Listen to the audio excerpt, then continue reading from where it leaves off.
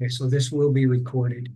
That way, anybody who wasn't able to make it tonight can watch and listen to what we have to say here tonight. First of all, I just want to introduce the Montgomery Art Guild. The Art Guild is one of the longest, if not the longest, running nonprofit art organization in the Montgomery region. It was established in the mid-60s and has been around ever since. We have a website, and you can access that website at montgomeryartguild.org. And on that website,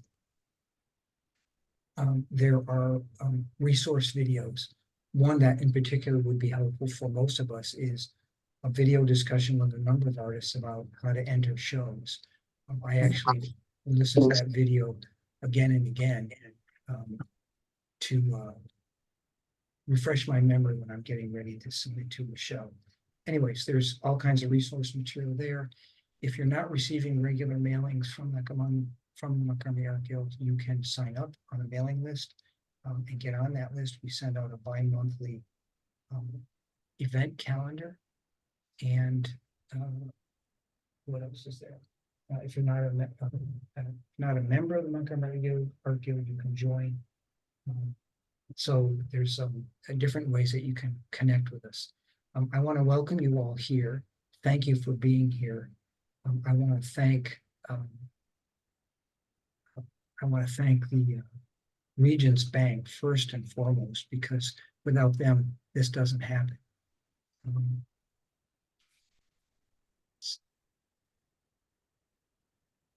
Hang on one second, I need to admit some people.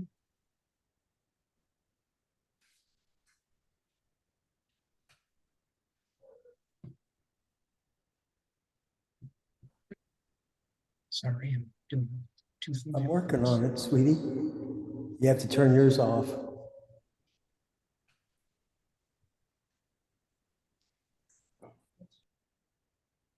Okay, so everybody should mute, and everybody should turn off their video feed. Danielle, and is that you, Carol? Your video feeds are on. If you would turn them off, that would be great. Excellent, thank you.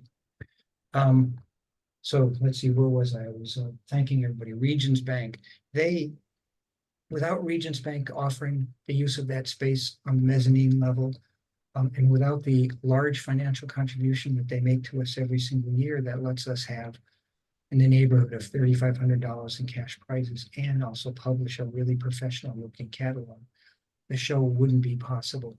And they've been doing it for 58 years, which means it goes back to the time of the origin of the Montgomery Art Guild. They've been long-term supporter of the arts and of the Guild, and we really appreciate them. I want to thank all the artists who submitted to this show. We had a really great response this year, without you, this show doesn't happen, and the finances that we raise in putting this show together through the fees and the membership fees have a big impact on what we're able to do as an organization with this show and other shows to come. So thanks to all of the artists who submitted work to this. And I want to introduce our juror who selected the work for this year's show and selected the prize winners. He is Gary Chapman. He taught painting and drawing as a professor at the University of Alabama at Birmingham for 34 years, and he just retired from that. He's a really fabulous artist. His work is in many private and public collections. If you ever get out to the Montgomery Museum of Fine Arts, if you walk towards the back end of the main gallery, there's a really large painting that Gary did that's really beautiful. And you can see more of his work at his website, GaryChapmanArt.com. So Gary, thank you so much for agreeing to be with us here tonight. And I think what we'll do is I'll just turn it over to you, and you can take it away. And then if we get to a point where you want to see some images, I can run that from my end. So thank you. Great. Thank you, Warren. And thank you, everybody, for being here, for participating in the show, for submitting work, and hopefully having gotten work in the show. I'm going to talk to you a little bit about my background, but I think I want the conversation to turn full circle and end up at how do we pick a juror? What kind of juror do we want? And what kind of exhibition do we want as a group? I think I bring a very unique perspective to art in that I've been very fortunate to be involved with some really interesting institutions. I have two undergraduate degrees from Berea College, which is a small liberal arts college in Berea, Kentucky. But it has a very strong rooted foundation in arts and crafts. In fact, the student craft industries where they build brooms and ceramic pottery and rugs, tapestries. And these are all student positions on campus where they work to pay for their tuition. Nobody pays tuition at Berea. It's basically a college for poor students that could not otherwise afford an education. So it has this very strong rooted background in the crafts and the functionality of art. I then got my graduate degree at Cranbrook Academy of Art, which is also a very unique institution in that it's an MFA just in fine art. There's no undergraduate degree. And it has this really wonderful history. The Many of the European architects and designers were flooding Europe in the 30s because of political things. And Cranbrook was established as sort of the American design school. So it has a very strong design background. And I've been teaching for the last 25 years a 1-week workshop at Aramont School of Arts and Crafts, which arguably is the heartbeat of the craft movement in the United States. It's a really wonderful institution. I've been teaching now 34 years at UAB. And I've learned to wear many different hats. And as a professor, I wear a hat where I'm trying to be as inclusive as possible with a fairly rigid craft bent, really learn the discipline, the medium, but always recognizing that why we're doing it and that ultimately the craft is secondary to the voice. That voice that I think every artist is looking for and most viewers of art look for, that unique something, spark, idea, whatever that might be.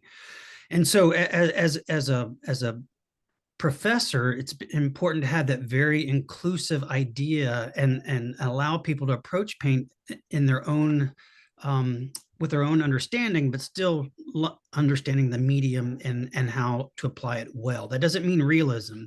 That just means really knowing the language of paint. But as an artist, I have very specific ideas about what I think is good art and what I don't think is art and what I think is bad art. And I guess if I really dug deeply, I probably wear several other different hats. But I think in picking a juror, it makes sense to try to pick someone who has that sort of inclusivity in their vision, not necessarily in their work. I've met so many artists in the world that are fantastic artists, but they have such narrow mindset about what they think is art today. And often it looks just like their work.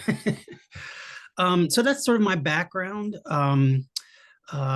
I was asked to jury the show. I'm not sure why, whether people looked into my history and understood that strong grounding in craft, or maybe it was just because they knew Mutter and Tochter, which I gather is a pretty famous painting for the museum. And I love that it's always hanging, and I love seeing it there. And during the show, about how to pick a juror, I think this is a really interesting group because for the most part, as I understand it, you're members of a group. And so you kind of want to show off some of the best work within the group. But then if you pick a juror, then some people are going to get edited out. And that editing process, once again, you hope it's as inclusive as possible, but also coming from some background with some training, some professional experience, and an eye, and hopefully an eye that's somewhat open. And during the exhibition, I definitely found it towards the conservative side of what's going on in the art world today, but I was blown over by the craft. And I think there was some really, really exceptional work being done. I mentioned to Warren, within a day of reviewing the applications, it was very clear that there's a very strong photography group in this group. The photography was just, I thought, exceptional. There are some categories that didn't have very many, so it made it a little trickier to pick work. I thought I'd tell you a little bit about the process. I'm sure Warren doesn't mind me telling you, because I think it's very important to be as open as possible when you're being judged on something that means very much to you. So there was a certain number of pieces that were submitted. The committee broke them down into numbers within the media. So there might be like 30 photographs. No, there must have been like 40 or 50 or 80 photographs in the photography section, so many in the painting section, so many in the drawing section. And they looked at that ratio and then they asked me to pick accordingly so that there was the same ratio percentage coming out of each category. I perfectly understand that. I think it's one great way of going about trying to be as diplomatic as possible, because if you've got a really active group over here, you want to reflect that. Some people benefited tremendously by that because they might be in a discipline that didn't have very many submissions, and yet there was a number that had to be met, and so they got in. Or in some categories, there was some really exceptional work that just couldn't get in because there's a certain limitation to that. You know, the jurying process, it's always going to be somewhat subjective as a professor tries to be, as an objective as a good juror tries to be. A judgment has to be made, and some of that does come from stereotypes or cliches or certain judgments. We all get edited out of shows. One of my favorite things to do as a professor is our BFA exhibitions and the competition for our juried annual. And students will come into my office crying, "I can't believe my work didn't get in." And I don't enjoy that, but I appreciate it. And one, that tells me that student really cares about their work. So long term, they're on the right track. But everybody gets rejected, and some jurors are sphincters, and some jurors are maybe overly too kind, but it's just the nature of the process. And all of you have submitted work, and so you're in the competition, and you're to be commended for that. I may have said everything I wanted to say. I just would end that, you know, as in my juror statement, I hope you've read that I'm always looking for good and interesting craftsmanship.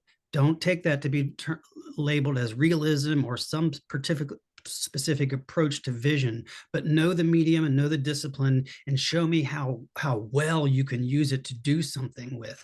And then ultimately, hopefully what's driving it is a unique voice.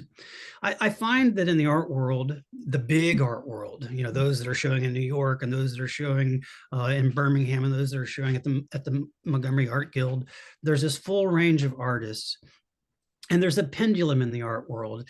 And sometimes the art is just impeccable craftsmanship, but not much going on. And then sometimes there's some really excellent ideas, but the craftsmanship doesn't get the message across. And isn't it beautiful when those things happen just like that? Synchronicity, and 2 + 2 = 5.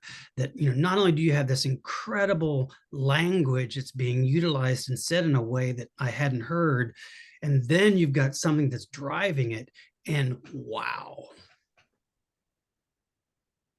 I think that's what I have to say, Warren. Okay. I'd love to take questions, or I'm not going to know individual works except for the awards. I think Warren has set up a way that if we choose to, we can pull out the awards and talk about some of those. But I'm completely open, however anybody wants to handle this. Well, why don't we spend a few minutes looking through the awards, and maybe you could talk.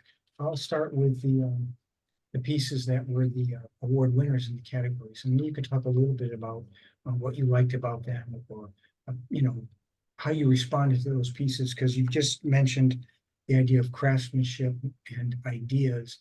Maybe you could talk a little bit about that in the framework of these pieces, if that's all right. Okay, so then let's do it. So everybody can see this, yes? Yes. Okay, so this was the piece that was best in opaque painting. Yes. Danielle Everly. It's called Queens of Diamond. Maybe you could talk about this. Just I'm curious, is she out there? She is. Oh, cool. I'm sure most of the painters will say that I was maybe a little extra hard on painting. That's sort of my forte. Maybe some of my subjectivity creeps in there a little bit. Um, but there again, looking for that voice, especially when you're painting the figure, I happen to be a figurative painter. I don't want to see a figure, I want to feel an essence of the figure, of the person that embodies that figure. Um, and I kept looking and I was looking for there were a couple of really magnificent paintings. We can talk about them that didn't get awards, but they were just lacking that thing that I was looking. I have to admit, I don't think this is a perfect piece either. I would have played with the palette a little bit. It just feels a little garish, but this person, I'm sorry, is it a woman or a man? Yes, it's a woman. Just I think she really caught that authentic gaze, that authentic moment. And so to me, it goes beyond, again, the medium I think is beautifully applied. Subjectively, the palette's a little too something for me, but she caught an essence there that emanates, and I feel it. This was the best in transparent painting. This was Yep. Unit Chi called Golden Barrel. I was surprised there wasn't a lot of transparent work. That usually is one of the really big categories. I thought this was this is definitely on that end of the spectrum where it's impeccably crafted. I think there's some really interesting decisions being made. On one hand, it's that classic botanical, and yet it's also lethal and kind of scary. And it's incredibly well painted and very articulate and minute and detailed.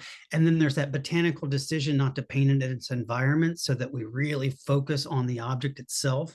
Again, none of those things are necessarily revolutionary, but I think just putting that all together and the craftsmanship is just beautiful. And I like that idea that something may not normally be thought of as beautiful suddenly is beautiful. It's sort of recognizing that beauty.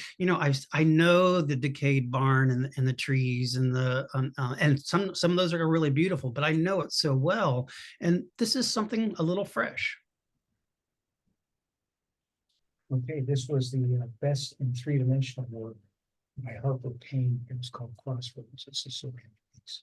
It came there wasn't a lot of 3D work. It came down to two pieces I thought really had something going on. And this one too, I think there's that something about those Giacometti eyes. I don't know if you know Giacometti, who painted these elongated. Well, he's known for his sculpture, but he was a fantastic painter. And he painted these figures that look like baskets, and they always had these vacant eyes. And it was as if when you look at those portraits, it's as if you're looking inside them, at their very being. And this has some of that quality to it. I was really mesmerized by it. Okay, and this was best in photography. Lisa Wow. Newcomb.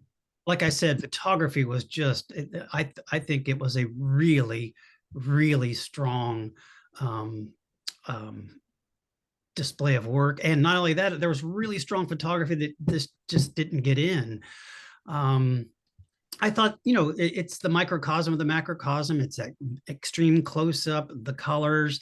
I like when I talk about painting, I'm a painter. I talk about the ultimate contrast, the contrast of warm and cool, dark and light. And painters especially like contrast of edge. So sharp edges and soft edges and that infinite thing that happens between them. And this photograph has that. It has that layering of those soft edges that fall back into the background. Again, I think it's on this end of the spectrum. I don't know that anything revolutionary is happening, but it's just a really beautiful image. Right, this was the best in works on paper. Melissa Tubbs, Summer Living. This is another category. There's just very, very little work, and so and that's not to say that this isn't a very good piece. It's a very good piece. In fact, I believe this person has two pieces in the show, and I don't want to overstate it, but that idea of catching a moment, there's a little bit of that here, but it's just impeccably well done. I like the process.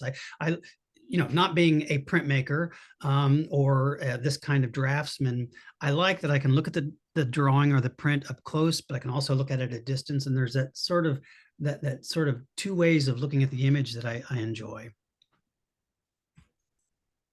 All right, and this is best in mixed media constructions and fiber arts. This is Carol Carson. And again, there just wasn't a lot of mixed media. That doesn't mean this isn't a really good piece. I really like this piece. I just think it's really forward and honest. You know, I talk to my students about composition and how always avoid a front centralized composition, because everybody does it. And it's the first thing it tells you got a beginner. But sometimes you break those rules once you're there, because you know that's exactly what you need as a front centralized composition. And I would even argue that this isn't truly a front centralized composition, and that her body's sort of 3/4. But again, I just think there's something really direct about the image that I think really captured my eye. I want to know her. She's here tonight. Oh, Okay. This was the student best in category. student work by Colin Fowler. Well, I applaud this person because I'm not sure, but I believe they were the only student that applied. I think they had 2 works. Wow, I would love to have this student in college. I'm not sure where they're a student at, but they've got a tremendous skill set. It's way too early to start really talking about content and whatever, but I would love to know who this person's favorite figurative painters are, who they're looking at right now, because there's some really interesting figurative painters out there. And I just, again, not knowing if we're talking about a freshman, sophomore, junior, senior. I don't even know if we're talking about a high school or college. I'm assuming it's an early college student. Yes, he's at the University of Auburn. University where? Auburn. Oh, Auburn. Okay. Yeah. So I just think there's a great foundation here. I can't wait to see what the student does. And I hope they get poked and prodded a lot. You know, that's what a good college education's about. Stick to your guns, but make sure you listen to. Stick to your guns, but make sure you listen to. Cool. And this was best in show photography marked out. Wow. So I'm going to tell you a little anecdotal story here. About the jury process. Warren explained to me that, there's this number of paintings, you have to pick this number, there are this number of photographs, you have to pick this number. And I walked through, and this wasn't, and so I said, Warren, here's what I'm going to do. I'm going to pick the best piece in each category, and then I'm going to go back around and find the honorable mentions. And I don't even want to think about, best in show, because that's really subjective. And so I picked all the award winners except best in show, and thinking that I would go to that one award top winner in their site and bump them up to best in show and find another one. And I walked around the corner. I'd already picked all the awards except best in show, and this had not received an award. So that defied my bumping up the first place to become the best of show. I'd seen it multiple times. I think Warren will attest to the fact that I circled and circled and circled. I saw it many times, but then I just said, and I was beating myself up. I was even talking to Warren. I said, Warren, this whole jury process, some people are going to be mad, some people are going to be happy. And I said, the awards is the one place that you just allow yourself to be as subjective as you can. And that's when I said, oh my gosh, that is the most beautiful photograph I've ever seen. It just, I don't know, and again, a little bit on this end of the spectrum. There's something authentic being said, but there's nothing new. We know the old still lives and the flowers and the fruit that's just beyond ripe, but it's just so beautifully done. The colors are so rich. I think this is one of the most gorgeous photographs I've ever seen. Thank you, Gary. So can I, since we have a little time, we're sort of moving on quickly. Can I go through the honorable mentions and you can talk about them? Sure. Okay, great. So this was an honorable mention in the big painting Scott Wilkins. Is this person out there? I don't think so. Okay. I didn't see him. I have to admit, when I look back over the awards, I kind of laughed at myself that I picked this as honorable mention. And I had to think about it, because in some ways this painting is all those things that, I tell my students not to do. Don't repaint a Hallmark card unless you can bring something really authentic and real to it. But then I kept looking at it, and the paint was more sophisticated than I wanted to think that it was. And I just started kind of enjoying it on a very different level. It's a little schmaltzy to me, but the paint is beautiful. And it just kind of brought a smile to my face in kind of a tongue-in-cheek kind of funny way. I'm glad that person's not here to hear me say that. Okay, and this is transparent paint, honorable mention, Matt Glauer. There was so little work in this category, but this one definitely, of the few that were in there, I thought something was really kind of happening. I liked the toned palette, that's not every color in the rainbow. I think that's working really well.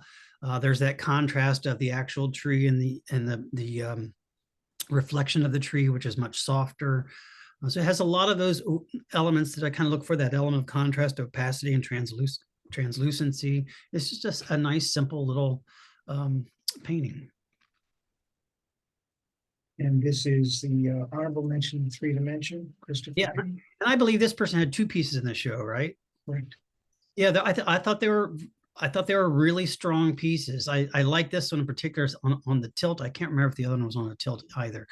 But here again is that sort of thing of, I like when work operates on two different levels, and that, at a distance you see the head, and then when you get up close, of course, you realize there are these other surprises. Of course, long ago you realized they were lopped off at the top and the bottom, but then you discover all these little small things and I love that they're just sort of embedded into the figure, as opposed to being too illustrative and sort of leaking out of the ear. That, to me, that would have been a silly kind of too literal, but just the fact that they're embedded in there, I found it a striking piece, and I thought the scale of it was good too. And this is the honorable mention in photography, Walter Carroll. I think this is a gorgeous photograph. Again, I'm going to say it's on this end of the spectrum, but I love black and white. I do a lot of black and white work myself. The way that white shows up on top of the white paper, in other words, that really light gray, that almost white tree there, just the full tonal range that's happening with all the branches, the density and the translucency, the really rich black, all those infinite grays and the white. It's a striking sort of diagonal composition. It's a really beautiful piece. This is the honorable mention in Works on Paper by Jeffrey David. I just thought it was a fun piece. Obviously, it's really well drawn. It's not trying to hide the fact that she's modeling. I can I tell you an anecdotal story? Sure. I was picked as a juror for the International Nude Exhibition, so all the work had to be of nudes. And this is a story I think that might help everybody, and maybe at least the way I think about jurying, but maybe many jurors. And so there were all these classic, you know what to expect, nudes. Okay, so there are all these women with a silky thing draped over, and you could see a breast or a part of her back or something. There were countless of those. Guess who got the award? 3 guys showering at the YMCA. and it was because it was such a great painting. It had nothing to do with sexuality. It had nothing. They were just 3 men honestly taking a shower, but it was a look at the nude in a way that we don't look at the nude. And it was like that's what you want from art, We've seen enough of the pretty women with the silky thing, and not that there's anything wrong with doing that if that's what you want to do. But if you're looking for the art, it's show me the nude in a way that I've not seen, or show me a person. And so what I'm getting at with this picture in particular is I kind of like that she's clearly posed. That this kind of goes against what I just said, but there's the fake backdrop, hung behind her. There's no pretense. She's not in an environment anywhere. There's just a backdrop. She's on a stool taking a picture. It's an interesting angle. And yeah, it struck me as being kind of fun. And then in this category, there were 2 honorable mentions. This is the first one. It's mixed media constructions and fiber arts. This is Nancy Parker. I just think this piece is beautiful. I think there were 2, maybe even 3 of these in the show, and they're just really gorgeous. This is at the absolute end of the spectrum. For me, it's all about content. You can talk about how pretty it is, and that's certainly true. So it does this, but I just thought they were absolutely gorgeous. I had a hard time picking this one from the other one because I thought they were both equally beautiful. I can't remember why I chose this one in particular, but it's just really gorgeous work. And this was the other honorable mention in this category, Amber Lynn. Is she out there? I didn't see her, no. Okay.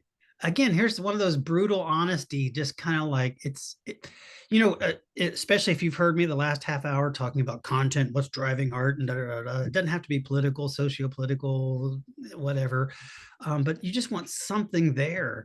And sometimes it's the little things. It's, you know, I often have to remind my students, you know, when they're working on their content, you know, you're not going to solve the starving children in Africa. You're not going to, you know, fix the ecosystem with your one painting. But maybe if you hone in on something really authentic, something that really is directly affecting you, maybe you can pull out that small little thing. And this just has that. There's just something straightforward, honest, no pretense, a little bit lighthearted, but then there's also, if you chose to read into it, maybe a little history. I it's this sounds silly because my students would laugh at me, but this is a piece that put a smile on my face. Right, I'm going to stop sharing the screen. And what I'm going to do is I'm going to invite everybody to unmute. And if you want to turn on your videos, you can do that too. And then we can take some questions and some discussion with Gary.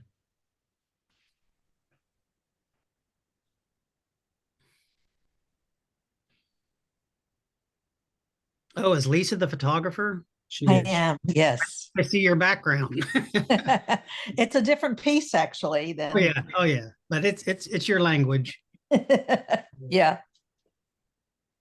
Okay, does anybody want to say anything or ask Gary any questions? I know for myself, Gary's perspectives on the kind of work that you might want to submit or think about submitting for a show. You know, well, sometimes you think, well, let's find out who the juror is, and then let's try and submit something that's in their zone, in their, you know, the way that they work or the things that they do. I've come to the conclusion that for me, I have to submit work that I think is either my strongest or the one that I'm happiest with. But Gary, I wonder if you could talk just a little bit about that. Because you spent some time talking about, you know, what kinds of things we ought to consider and think about when submitting to shows. Well, one, and I don't remember there being much of this. I think most everybody's images were really well done, but I think there were a few that were kind of, you know, one, you have to remember, I juried this show without ever seeing any of your art. I didn't see your art. I saw pictures of your art.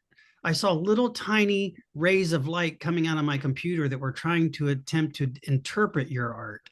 And you know, the scale changes, the texture changes, the colors change, the feeling of translucency or opacity changes, whether we're talking about painting or photography. And so I would, you know, it's just really incredibly important to take straight on photographs, well edited and accurate. I think 99% of the people that submitted the show were doing that. So that's one thing. Just keep in mind that you're being judged by the images of your work, not even your actual work. I don't think you can second guess a judge. What my biggest, I've juried a lot of shows, but what I've also experienced is every year for 34 years, we would bring a juror from the outside to jury our student's show. And I got more mad than the students half the time. And invariably you'd bring a painter in and they were really hard on painting, or then you'd bring a painter in and they were like, they loved painting. They did everything on, you know, you can't second guess a juror. You really can't. But I do think one key is somebody who is a teacher. I really think, and hopefully a teacher who's actually making work, not just teaching, because if they're teaching, they're having to open up that mindset that I talked about a little bit. You know, I have students that were in almost straightforward, pure abstraction, materiality of paint students that were doing exceptional work. And I have high photorealist students. And so it's that full gamut approach to paint. It's really what's driving it. And so I don't think you can guess the juror based on their medium or their work. But I do think it's a wise idea to at least consider teachers who are training to have that wider approach. Beth, did you want to say something? I did. Beth Wicker, your hand is up. Yes, please. I wanted to follow on. You were talking about how you're jurying from a picture of the actual artwork. I have a number of pieces that I don't ever enter anymore if the jurying is going to be that way, because for some reason there's something about the colors and the textures that simply does not convey. And it Uh-huh. doesn't matter how well the photograph is done. Have you run into that? And do you have any ideas or suggestions for any of us who are falling into that hole? Beth, describe what pieces you are talking about. What's your medium? These are some large monoprints that also have etched texture in them. And so you're finding the color accuracy is not right? It never the same. I can enter the same piece. If I enter it where it's judged from a picture of the piece, it doesn't even get in. If I enter it where it's judged by the piece itself, it gets in and usually wins an award. And some of my photography is the same way. Some of my photography is some of the ones you didn't get in. Yeah. And it's the same thing. I'll enter the same piece at a show that's judged from the actual picture, and it gets in and it gets an award. So there's something about the way I'm using color and texture that's not conveying when it's a picture of the picture, if that makes sense. Yep. I mean, that's exactly it. I mean, it's, I'm sure it's true with lots of work that, when I showed up for this exhibition, I was surprised to see certain works were larger than I realized. Some were smaller. There was this one piece that was beautifully translucent. And then when I got there, it kind of lost something. And most of that translucency was coming from the light. Not knowing your work, the only thing I can think, and I can imagine that, I can imagine your work having a real presence in person and not photographed. It's too hard for me to know what to say here, not knowing the specific work, but if it has a lot of texture, maybe you can do a detail that shows the raking light across the texture so you see some of that. A lot of these juried shows will allow you to submit a detail if there's something that isn't revealed in the whole picture. Okay, thank you. Warren, that might be something we think about. Mhm. Len, Add did you, opportunity. yeah, Yeah, Len? I just, it seems to me that, if you're doing classical, traditional type of painting, something that fits a particular arena, Mhm. that its potential for an award is not the way to go. So if you want to um, achieve an award, then that standard is probably not relevant. Are you the classically trained? I haven't had any training. No, I'm saying you're saying the classically trained artist probably isn't up for an award. Is that what you're No, suggesting? no, I do work in a certain field, you might say. Uh-huh. It's equine work, and a lot of the work that I do has a certain standard that you would see in a home in Lexington. Yep. Or a home in Lynn, can I stop you there? Mm-hmm. I think I know your painting. You did the very large painting of the horse, right? Yes. Wow, what a fantastic paint. I even told Warren, I said, this painting has everything. It has this incredible translucent, soft background. It has the deep, rich opacity of the horse in the foreground. So it had all those, the paint was just impeccable. And how do I, there, wow, I could have a long conversation with you, Lynn. I have about 10 things I want to say. One, you're an impeccable art painter. That painting was just gorgeous. And I have to tell you, part of my thinking was this guy doesn't need me. He's doing fine. He's doing great work. It's exactly as you said. It's that equine painting you're going to see in Kentucky. By the way, I went to college in Kentucky. I've been to Horse Park. I mean, it was just, that painting is gorgeous, but again, it has that strong rooted foundation. And as an artist, I'm looking for something I've not seen before. That's the easiest way I can say it. You know what? I wrote a grant to go out west to do a residency at the Ucross Foundation. And I wanted to go out there and do paintings of horses. And I said, I want to tear down every cliche and cowboy painting we've seen of a horse before. And I want to show the majesty in the horse. And that's the selfish person inside me would love to see what you would do with that, because you are an incredible, hands down, probably the best painting in that show as far as the quality of the paint. But it goes back to just what I was saying. Pardon me, boring.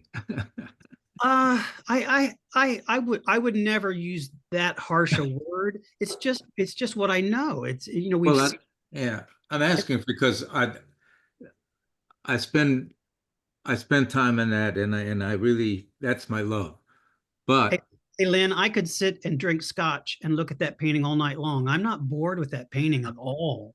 And you're gonna have another juror who comes in who just it's all about craft. And you know what? That could be the best in the show. But this juror, I don't know if you know my work, but I think if you got to know my work a little bit, you would see that my work is about something. There's something driving it. It's well, my point was that I think I should put maybe more effort into things that are a little more interesting. Uh, if you want to do that, yeah, yeah. I mean, because that's not gonna spark any. You're not the only judge that yeah. wants that uh, uniqueness, that different perspective and a different approach to things. But I think a more interesting You know, piece. Len, I would argue that ultimately, whether we win awards or even get in shows, it doesn't matter. What really matters is what makes you happy. What are you thrilled with? What are you passionate about? And you have to follow that. And if you never win an award or you never get in a show, then so be it. You're doing the thing that makes your heart sing. And for me, in terms of what I do with art, that's why I do it. And And I would just add sometimes, on top, oh, I would just go add ahead. on top of that, I think Warren's right. So the only reason you would change is if you won awards. You're making impeccable work. I'm sure it sells well, and there's an arena for that. I tell my students, I push my students really hard conceptually with the idea that once they get out, they can do whatever the hell they want. And I tell them this, I say, I'm going to push you hard for the 4 years you're here. But if you get out and do magnificent dog portraits the rest of your life, I'll be happy if you're happy. I think the art world is really open, but No, the moment you bring a judge in, I just have a goal, and that particular goal is to achieve signature status in a couple of organizations. uh, And and I'm thinking that at my age, I don't have much time. So, so I want to get something, I want to take a shot at it, and that's the only way you can achieve that.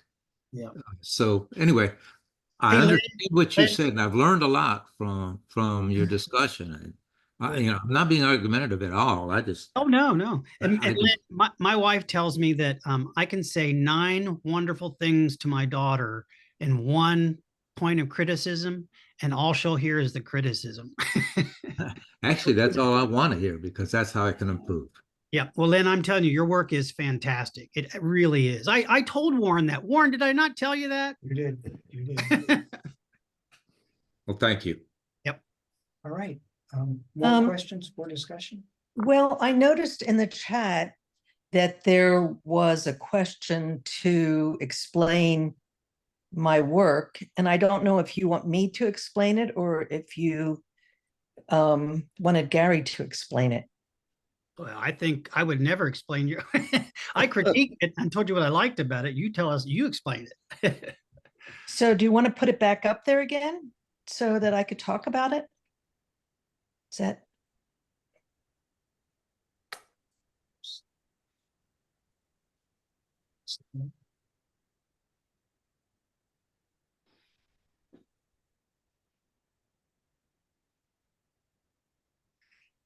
So Richard, this piece is called Listen.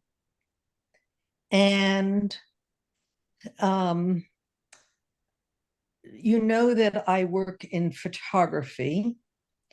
And in terms of the mechanics of it, what I do is that I layer pieces of glass over pieces of fabric.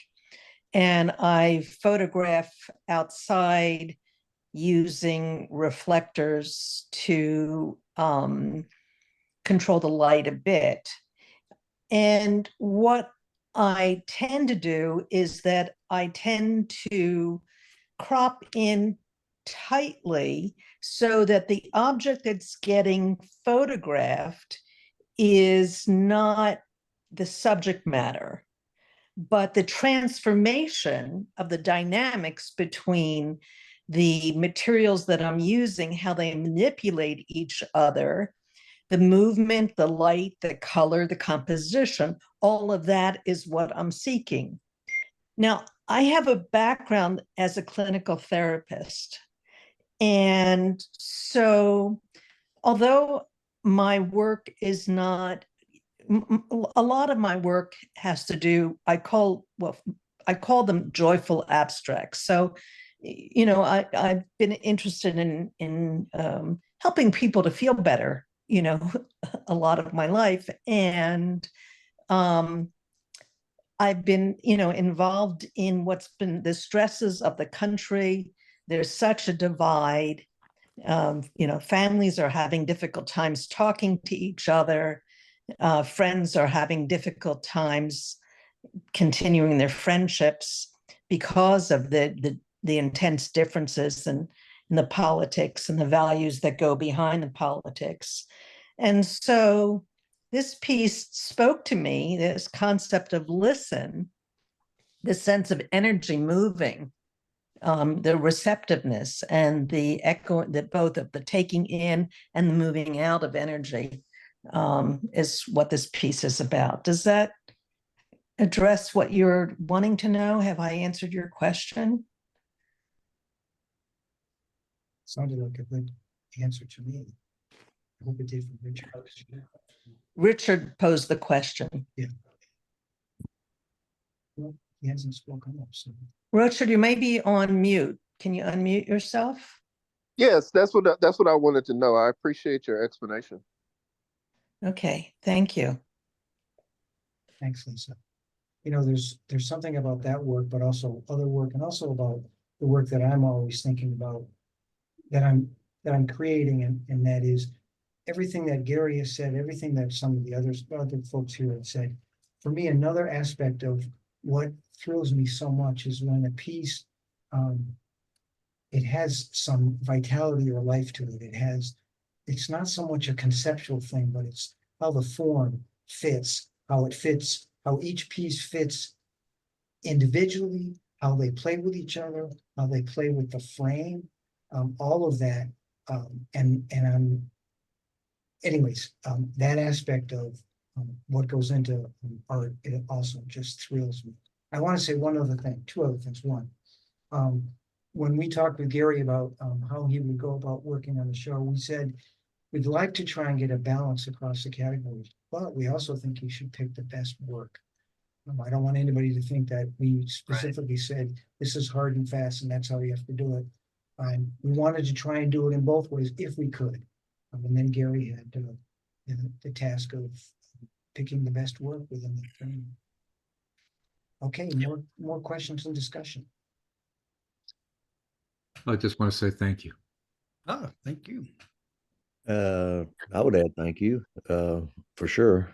And well articulated critique and evening here. Thank you. One thing I've taught a lot of workshops over the years, and I've judged some shows myself. And I think at some point, one thing that seems mighty important to me is that at some point you need some exposure, some depth in the study of art history, so that you have perspective. And I think that the longer I've worked and the more I've expanded or maybe narrowed my vision, that's an element that I just don't see how you can get much done without. I think there are people that are just so brilliant they can, but I think having that perspective and a sense, especially in photography, which is a medium that is getting very flexible now in this day and time. We have a lot of tools at our disposal that just were not available. I'm an old school black and white guy, but man, when we really had the ability to manipulate color in a way that was worked. You didn't have to be in a dark room and try to figure out how to work with Cibachrome or whatever. It really changed everything for a photographer, but you still need some sense of what's gone before. And I think that's a really important part. And also, I would say, if you're entering exhibitions or you're entering shows, which I have not done much of, but it doesn't matter if the judge likes what you did. I mean, you've got to do it for yourself. I mean, if you didn't win anything and you entered your heartfelt work in a show and it didn't win, would you just quit? No. I mean, it's your work and you've got to be doing it for you.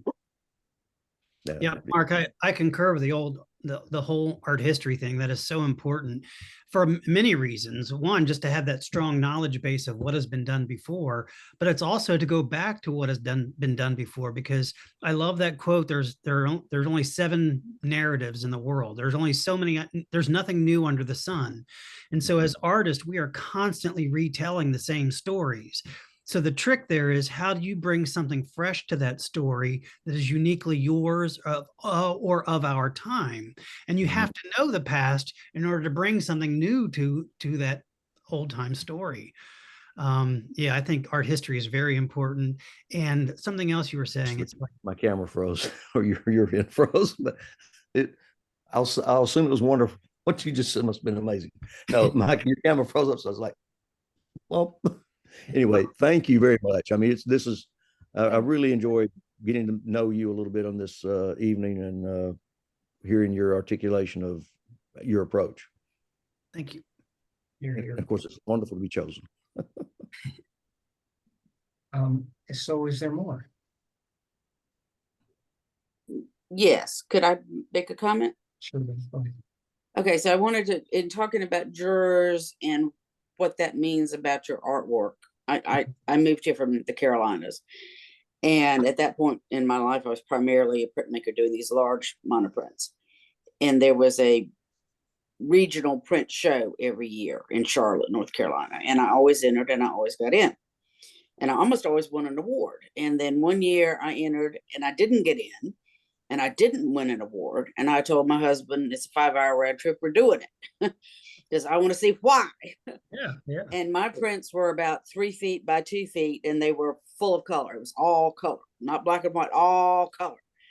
And we walk in the show and it's all black and white. Mm-hmm. And it had nothing to do with my prints and everything to do with the juror's bias.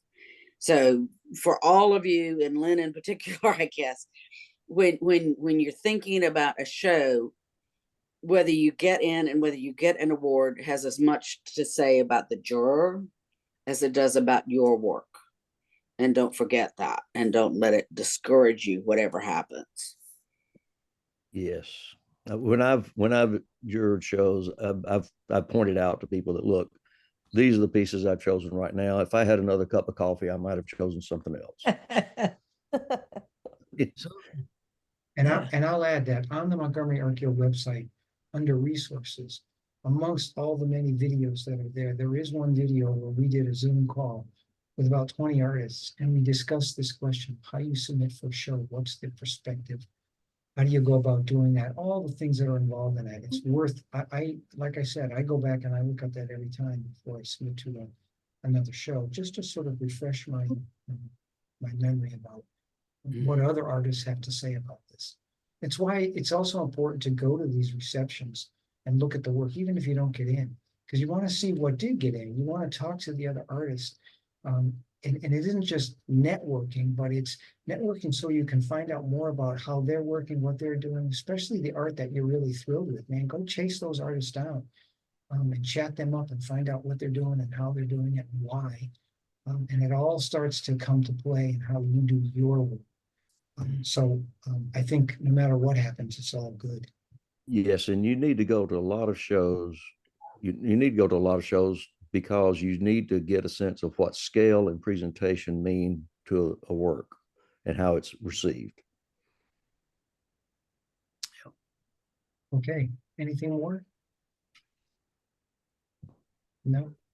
You want to talk about Mutter and Totter? Hang on one second. Huck, did you want to say something? I did. Oops, sorry. Huck, I inadvertently muted you. I really, I had a piece, 2 pieces selected but display one in opaque painting and the other in photography. In fact, did win the honorable mention for my black and white. And I just want to say thank you. I used to do a whole lot more photography than I'm doing now, but because of mobility issues, I find myself more at an easel than behind a camera. And just really enjoyed I enjoyed the reception. I enjoyed the camaraderie of other artists. It was a very pleasant evening. And I appreciate Gary's work. I've seen it often. I like to go back to the Kelly Fitzpatrick exhibitions, and I keep running into that big woman with the baby in her arms with those clunky ass boots. And I think, man, I tell you what, I think I knew her once in Vietnam. So, but thank you very much. Appreciate being a part of all this. Okay, more? We're at about the, I'm sorry. I go just ahead. want to thank you both for all of the effort that went into this. And what a nice thing that you've done for both the Montgomery Art Guild community, but the community at large. And I know a lot of work and time was required, and thank you. Thank you. All right, so if there's nothing else, I think we'll call it a wrap. I want to thank you again, Gary, for being with us here tonight and for doing a marvelous job with the show. And thank you all for being here. Good night, all. Thank you. Thank you. Alrighty, bye. Hey, Mark. Thank you. Bye-bye. I wanted to say hi before I left. Hey, Mark. Hey, Danielle. How's it going? All right, bye all. Thanks, Bye. Warren.